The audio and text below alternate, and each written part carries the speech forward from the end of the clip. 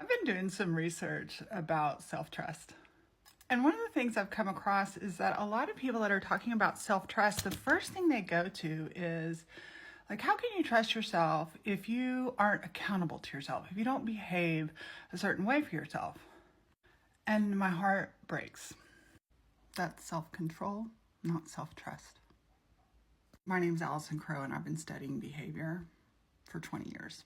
I've also been studying relationships for way longer. And the relationship with ourselves is the one that is most neglected but most needed. I do believe that I need a sip of coffee. I do believe that part of the overall relationship with yourself is doing things you said you'd do.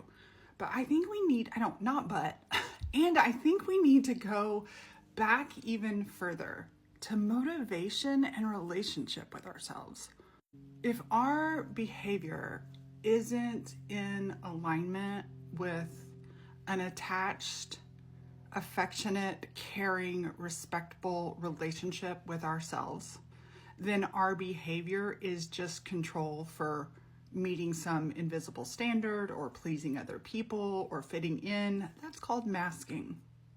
And one of the ways that I approach this in myself and with my clients is the relationship I have with the parts of myself. So let's say there is a part that is saying, Allison, you should be doing this. You should be recording your podcast every single week.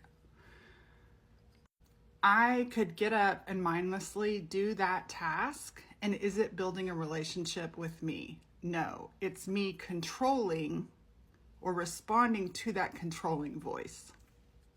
And when I say go deeper, I'm going to use this example that I've already been using. So let's say and this is true, right now I have this very shamey voice in my head. I call it a part of me that is really driving hard about my podcast that I have taken a sabbatical from, an unannounced sabbatical from. And the tone of that voice inside, if a friend were saying that to me, or even a business coach were saying that to me, I would not be having any of it. I would not allow myself to be treated that way by somebody else. And so when these other self-trust experts or people talking about self-trust talk about the way to build self-trust is to just go to the behavior, that's like a parent telling a child that they're good because they're obedient. Obedience is control. And so, which is very different from attunement and connection. And I'm just going to leave it there. Well, like I could do that. So the approach that I take before we get into implementing behaviors is, what is a relationship I'm having with that part of me that is bringing shame?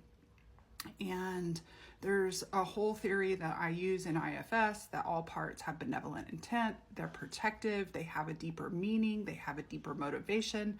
And my job is to compassionately get curious with that part about what's driving it to be so hard and to listen instead of control it. So I call that connection instead of control.